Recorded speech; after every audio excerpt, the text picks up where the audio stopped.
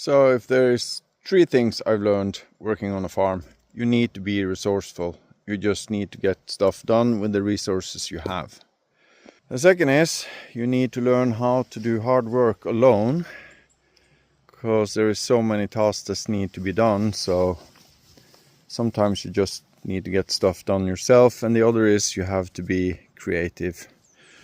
And I had so much struggle putting up this fence and getting it tight. I found a dog leash on the ATV and kind of made a strap so I can keep tension on the fence while I nail it up. Oh. But you feel proud when you fix stuff like this, don't we, boys?